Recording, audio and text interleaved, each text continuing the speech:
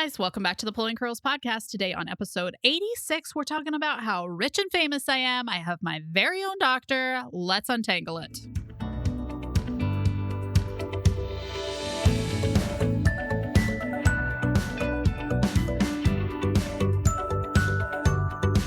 Welcome to the Pulling Curls podcast. I'm Hillary, your curly-headed host on the podcast where we untangle everything from pregnancy, parenting, and home routines. I want you to know that there are no right answers for every family, and I find that simplifying my priorities is almost always the answer. It's tangled, just like my hair.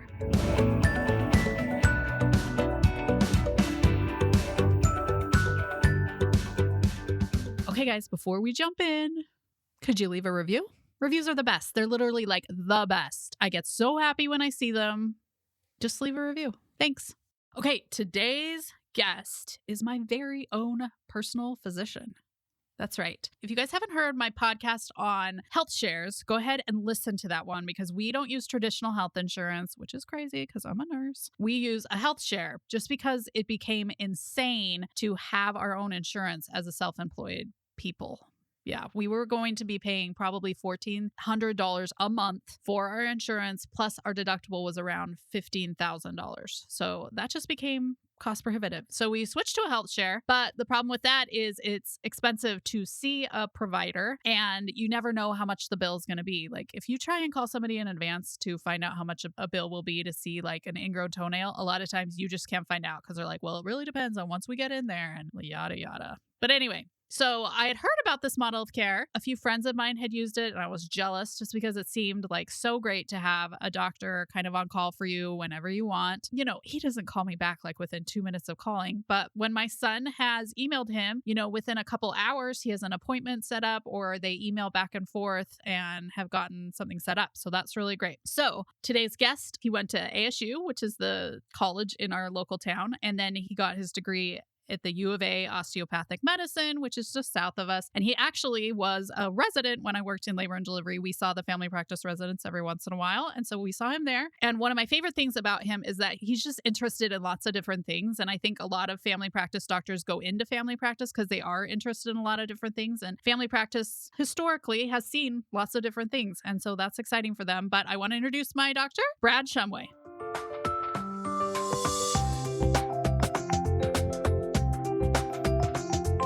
Are you overwhelmed by all there is to do around your house? As a new mom, I felt overwhelmed at every turn. Fortunately, I turned to systems to make a change. Whether it's mornings, dinner time, or even just to climb out of a pile of kids' clothes, my course Family Routines can save you. I hold your hand as we smooth out these rough patches, making every day easier so we can more easily handle when your preschooler tells you they can use their urine like a lightsaber. Parenting is always going to be a wild ride. Routines are just your seatbelt and they can support you. Use coupon code UNTANGLED to save 15% at checkout. Link in the show notes.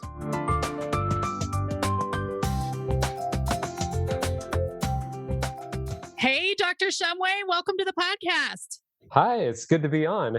Yeah, so I don't call people Dr. Shumway, but I wanted to introduce you that way.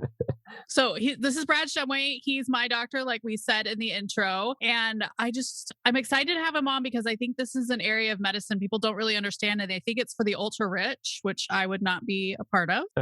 Yeah. Yeah. So do you think that this mode of care is just for rich people? Do you think that's how people view it? I think some people see it that way for sure. There are different types of direct primary care. There is sometimes what people call concierge medical care that often is kind of for the rich and famous, so to speak. You know, it's the executives, it's people paying thousands and thousands of dollars a year for their personal physician. But usually direct primary care refers to more of a clinic for the masses, so to speak, for the normal person. Yeah. Okay. Yeah. So that's interesting. I didn't really know that there was something different. I figured you were my concierge doctor. Okay, so let's talk about it. So what is a DPC? What does it stand for? Yeah, good question. So DPC stands for direct primary care. And there can be a lot of variety, like I mentioned, in all the specific characteristics of different primary care clinics. But fundamentally, the characteristic is that the patient and the primary care doctor deal directly with each other financially rather than through a health insurance company, which we often refer to as a third-party payer. And this ultimately came about as a response to the challenges that come with traditional fee-for-service or third-payer party systems, because these current systems result in clinics that they need a lot of staff to handle all the administrative burdens and going back and forth with the insurance companies, a lot of paperwork, which ultimately means that doctors have to pack in more and more patients every day to pay for all the high overhead. And ultimately that leads to bad outcomes. It's poor quality of care because the doctor's in and out of the room in 5 minutes. Patients are unhappy, doctors are unhappy. And as a result, we're seeing major shortages in primary care physicians due to high burnout rates and frustrations. And so DPC practices have developed, they have been around for quite a while, but over the past probably 10 to 20 years really started taking off because so many doctors are seeing this as such a better model, not just for patients, but for their own health and well-being as well. Yeah. And I see that 100%. Like when we have a visit, it's not the same as it is when you go to like your basic provider. Yeah. And I've worked in both situations. So after my residency training, I did a couple of years in a big network, so to speak, practice. And very quickly, I was realizing I am not going to last in this career. I was forced to pack in more and more patients every day. So I'm in and out of the room quickly and having to force patients to say, all right, let's just stick with one issue today. And then you have to follow up for another issue, silly things like that don't make any sense. And yeah, I was already looking for my escape from medicine, which is not healthy when you think about the long pipeline it takes to become a doctor. Right. And yeah.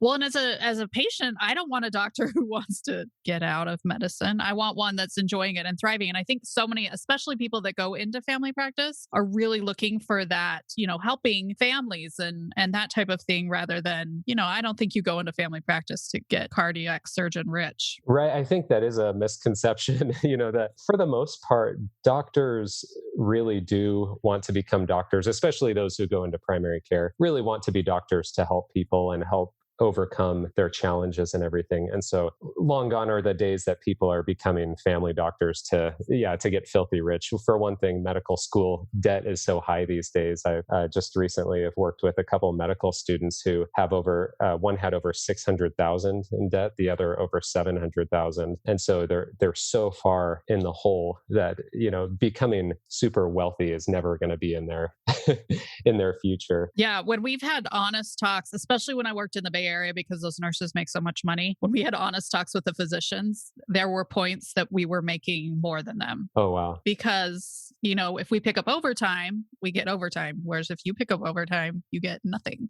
Just kidding. And so you're exactly right. I mean, this type of practice, one of the goals is a happy doctor, which you mentioned. As a patient, any of us as patients, ultimately we want doctors who are happy. If you have a doctor who's grumpy and upset, they're not going to be able to provide you with good care because they're not even in a good, healthy situation themselves. And so doctors, in fact, there's plenty of evidence of high burnout rates. Unfortunately, doctors have one of the highest suicide rates of various professions out there. And so this has been a big response for that. But I think even more important is the health and well-being of patients. So when a doctor can spend more time with their patients, it overcomes so many challenges. I mean, doctors aren't, in general, we're probably intelligent people, but we're not just automatic machine geniuses that can come up with solutions, in 1 second. So having time to think and discuss with patients is huge. It can help figure out the concerns so much better than in a 7-minute visit. So ultimately, doctors who practice in these styles are able to help patients overcome challenges better. They refer a lot less to specialists. They do a lot less unnecessary testing because ultimately, if you're spending more time with people, you get to the bottom of the issues. The current traditional primary care doctor has almost become sort of a referral machine. If you cough, I'm sending you to pulmonologist. If you sneeze, I'm sending you to an allergist. If you have abdominal pain, I'm sending you to a gastroenterologist instead of actually doing things and figuring things out. So that's one of the biggest benefits of a direct primary care practice is it allows doctors to spend more time with their patients. Okay, so I love how you pointed out, or I was just thinking that a lot of healthcare issues are long-term problems. And so, we're not forced to have this one-time visit where you just put a Band-Aid over it and we can, fix that solution over time. So I really like that part of the DPC. So do you have people that you like meet or whatever and are like, "Oh, I'd love to come see you," and then they have traditional health insurance and that, so they want to deal with it and they're not interested? Do you get that a lot? Sometimes. Yeah. I mean, I make it pretty clear on my website and everything. So it kind of filters that out to some extent. But what I tell people a lot is so let me back up a little bit. Right now, about half of my patients have insurance, traditional insurance, and about half don't have insurance, or they have other options like health shares or other kind of short-term plans, different things like that. And so having health insurance doesn't make this a bad option. So maybe let me back up a little bit and explain a little more about DPC practices. So they all vary a lot. Like I mentioned, there can be so-called concierge practices that patients pay huge amounts of money, like $3,000 a year or more. And sometimes those practices will still even bill regular insurance as well. So that yearly cost is just sort of a retainer. But most who call themselves direct primary care clinics, basically how it works is they pay a low flat monthly rate, usually somewhere in the range of like $50 to $100 per month. It depends on the type of clinic. And what that provides them is basically all of their office visits. So they get a yearly wellness visit, usually covers all their problem visits. So often as many visits as they need, depending on the clinic. Office visits can be a lot longer, can be an hour sometimes, hour and a half, as long as it takes to get through the issues. It also opens up the door for a lot to be more conveniently done over the phone or by email, that sort of thing. Because in the traditional world, a doctor can't get stuck just on the phone talking forever with people, or they're ultimately not getting paid for that time. But if someone's paying a flat monthly rate, that covers that. It usually covers in-office procedures, some in-office testing. So really a cool model because the patient is just paying for their primary care services with a flat monthly rate. And so some things that helps out with is a flat monthly rate creates convenience. So someone doesn't have to get worried of, all of a sudden I've got all these medical problems. So I've got all these doctor visits to pay for. The stress of that, it's just spread out a flat monthly rate, which is convenient. Also being able to do more things over the phone or by email, and not having to sort of build up a bunch of problems before they decide, okay, I better go see the doctor now. They can actually get them addressed. And so a lot of peace of mind there. Even though we don't work through health insurance companies, surprisingly, direct primary care clinics have been shown to decrease healthcare costs. And I think part of that is what I already mentioned, that we end up doing a lot less unnecessary testing or referrals to specialists because we can actually address the problems with knowing patients better and spending more time with them. Also, like you mentioned, if someone's already doing a membership, they're more likely to be proactive with their health, not just waiting, like you mentioned, to have their long-term problems go on and just put Band-Aids on them. They're already paying for a service. And so, hey, I might as well go use it and do a wellness visit instead of just putting it off. Right. And direct primary care clinics, because they're lower overhead and don't have as many staff, they're able to have basically less patients in their panel. So to give people an idea, the average primary care doctor often has 2,000 to 3,000 patients in their panel, which when they do the math, it just doesn't make sense. They're not going to be able to take good care of all those people, which is why urgent cares are all over the place right now. Whereas a direct primary care doctor usually has anywhere from 300 to 600 patients in their panel. And so they know their patients way better. They spend more time with them. They're not packing in as many per day. They can get their patients in quicker, usually same day or next day, which is fantastic. So it reduces a lot of the need for urgent cares and ER visits too. So a lot of those things ultimately decrease healthcare costs. And so if people do have health insurance, a lot of times I've seen a number of my patients have very high deductible plans. And so they kind of have the feeling that, I'm not going to hit my deductible unless something huge happens. I need a surgery or something like that. And so I'm basically going to be paying out of pocket anyway. Might as well see whoever I want to and actually get good care. And then even a lot of Medicare patients with Medicare choose these systems because even though they pay out of pocket and can't get those office fees reimbursed, they can still do their prescriptions and testing and all those other things through Medicare, but they have a doctor who's actually going to spend more time with them, especially in a time of their life when they have a lot more medical problems usually. So Yeah, I could see my parents loving this. yeah. But why when they have me that they can call? That's awesome. One of the things I think that's so important, you mentioned before that they're just kind of like referral machines, Yeah. is to find a DPC who really likes to do lots of different things. Because I see these family practice residents coming in, and part of the reason they pick family practice is they love all the different areas, which I totally get because you want to see lots of different things, The jack of all trades of medicine. Yeah. Yeah, but a lot of them end up just being like, oh, well, it could be an ear infection. Let's send you to an ENT. You want to look for a doctor who is willing to do lots of different things and kind of excited about that part of family practice. And when I looked at your website when we were initially looking, that was one of the things I was like, well, that's cool because I definitely just don't want to get referred out for everything if I have a DPC. Yeah, exactly. Yeah, that's something. And I think a lot of family doctors, like you said, they want to be jack of all trades type of doctor. And yeah, when you have more time as well, it allows us as doctors to look things up and figure things out. I think a lot of doctors, they become referral machines because they just don't even have time to think about it or research or look up best evidence or current things. And they just say, you know what, I'm better off, or the system is forcing me to do this. I'm just going to refer them so I can move on to the next patient. And that's a terrible way to go. Yeah. I will say when I started being a nurse in the hospital, I was shocked by how much Googling doctors do. But it makes sense. You can't know about everything all the time. Like, you can't. Yeah. Well, fortunately, there's better options than Google. Well, yeah, they do other things. But to me, it Wikipedia. looks like they're just looking up Google. Oh, yeah. No, we have excellent resources that I think if a doctor honestly is not looking things up a lot, then it should be concerning to a patient. I'm totally open with my patients. Hey, you know what? Let me get back to you on that. I'm going to research what's the best current evidence. And because ultimately, being a doctor or any healthcare professional, it's a lifelong learning process. If you ever stop learning, then that's a bad thing, because they always taught us in medical school, variations on this quote, but a third of what we teach you in medical school is wrong. The problem is we don't know which third it is. And basically, the idea is we always have to keep learning because the evidence always changes and we get more and more science and data. So, yeah. Yeah, I think that shouldn't be. It was surprising to young Hillary, but also nurses Google a lot too. So there's that. Yeah.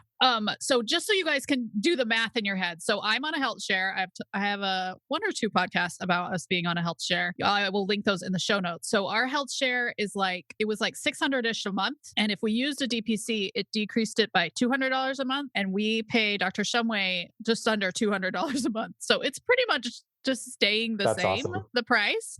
But we have this doctor that we can call whenever. Whereas previous to this, we had our $15,000 health insurance deductible. And like my family was not allowed to go to the doctor. Like we went to the mini clinic a couple of times, but I was just like, we are fixing whatever we can at home because, it was a lot of money to go to a doctor. And then you never knew how much money it was going to be to see the doctor. Cause I would call places and they're like, well, it just really varies on what you have or whatever. And, then I was also like, and we are only talking about allergies while we are here today. Don't tell them your finger hurts.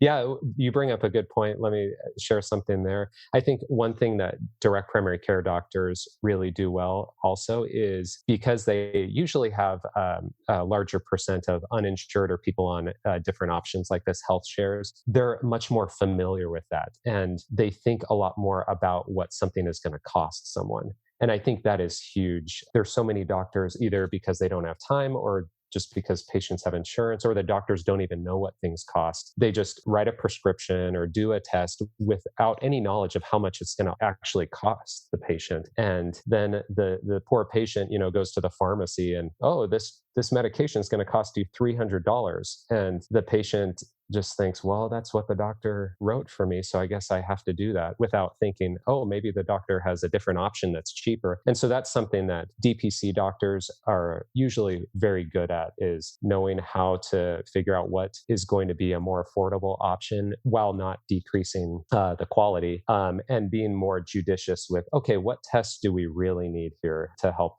this person get better? And working with the health shares, knowing kind of how they tend to function. So that's a really huge benefit. There's a lot of other things and it varies on different direct primary care doctors, but we often have agreements with various lab companies to help get people very, very affordable rates on lab testing. So I use a company that, for instance, if you're familiar with different blood tests, that a CBC costs about $10, a CMP about $10. Most of these routine tests are well under $10 or $15, which is pretty cool. And then some direct primary care clinics, and I'm just starting to do this as well, will even dispense some medications in office. And so we can purchase them for very low prices and turn around and get them to patients for even less than GoodRx prices. So that's a pretty cool thing as well. Yeah, definitely. I definitely see that you guys are more like cost sensitive. As a nurse who used to work for a pediatrician, as a patient, you don't know this, but sometimes they have a drug rep that's outside the door that just talked to them about some fantastic antifungal, which again, they prescribe because they're like, well, this drug's amazing. And then I get a call from the pharmacy saying this drug is $6,000. And the pediatrician just prescribed it because he thought it was great. But again, he doesn't really care how much it costs, and he just got free lunch. I'm not saying that all pediatricians are like that, but these are the things behind the scenes. And I was going to say, when you mentioned it, when I worked for a pediatrician, there was about, I would say, twice as many admin and billing staff than there were any healthcare providers in that office, between like nurses and doctors and all that. We had way more billing. FYI, I don't meet with drug reps. That's my policy. No offense to any drug reps out there. Sorry. No free lunches for Dr. Shumway. Not trying to be rude or anything, but that's just kind of my policy, because there's plenty of evidence out there that it causes worse care for patients, less quality, higher expense to patients when we have. I think drug reps has gotten significantly less. I mean, I was working for a pediatrician in 1997, so it was kind of a while ago, bit of a dinosaur. So, but that's just like an idea of kind of what goes on behind the scenes. The doctor just hears of this amazing new treatment and really doesn't know how much it costs. Although I think all doctors are starting to get better at that. But yeah, they kind of have to.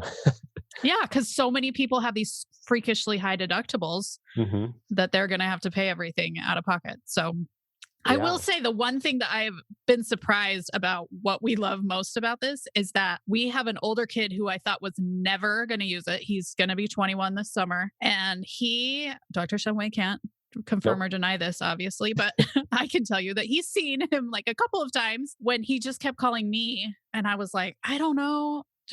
I pay this doctor, go see him. And it has been so nice to have somebody who you can just call and make an appointment with, like a normal human. And I don't have to pay, I'm not like, and then I'll reimburse your copay or whatever. We just pay it every month. And it's been so helpful. Plus, I know that if he ever had like a medical concern, that he was like, I don't know, doing drugs or had an STD, he could talk to you about that. And I wouldn't have to, it would just be a free range conversation between you two. He wouldn't have to be like, hey, mom, I was thinking about going to the doctor or whatever like that. So I think that's something to think about with older kids. They have more access to healthcare instead of just ignoring it, like probably most college kids do. Yeah.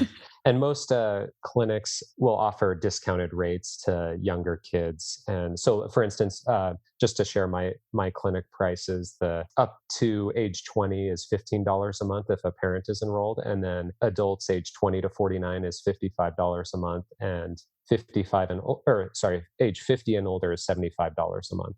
And so that's the cost. So it really, when it works out, is very reasonable cost. And each DPC practices can vary in their cost, so you can always shop around. Maybe I could give a tip on how, if people want to find a direct primary care clinic in their area.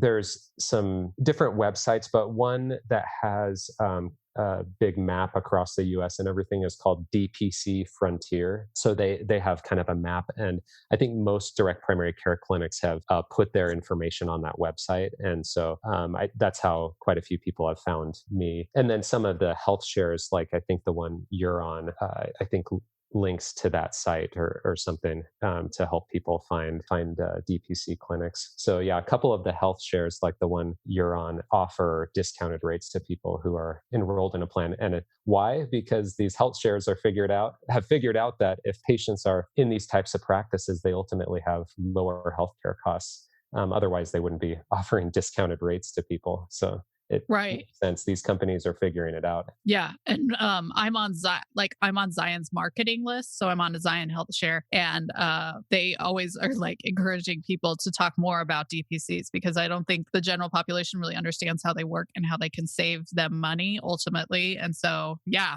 they really like them.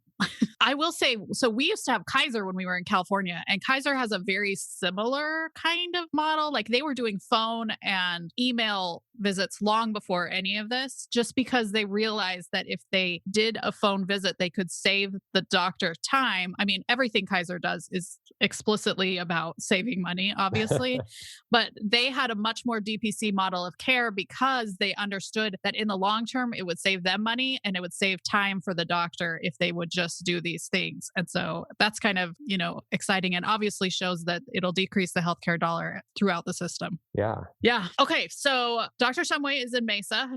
Mesa, Arizona, if you guys are looking for a DPC, are you accepting new patients? Oh, yeah. Yeah, for sure. Yeah. And we really liked him. I actually knew him as a resident. Like we vaguely knew each other. We didn't ever like fight or anything. Cross paths in the labor and delivery over there. Yeah. I'm scared. Do you deliver babies now? I don't. I do miss it though. Yeah, that's a hard thing with family medicine. We get all this training in deliveries, and most family doctors don't end up doing it. The challenge is don't get me started on malpractice insurance, but it would bump your malpractice insurance cost up so much that you would have to deliver quite a number of babies just to even pay for the malpractice insurance. And then at some point it's like, well, do I really want to be doing that many deliveries? I'm not an OB. Right. So it's too bad because I really did enjoy that part. A lot of family doctors become hospitalists in other areas. It's a cool specialty because there's a lot of things you can do. Yeah, no, I agree. I think, and I love family practice doctors. In general, you're the easiest to get along with. Yeah, and you quickly learn in medical school when you're doing rotations in different specialties. It's traditionally the family doctors and the pediatricians are the nice ones, the kind ones. That's obviously totally overgeneralizing, but I'll overgeneralize with you. Although I've worked with some loser pediatricians too, so I'll go both ways.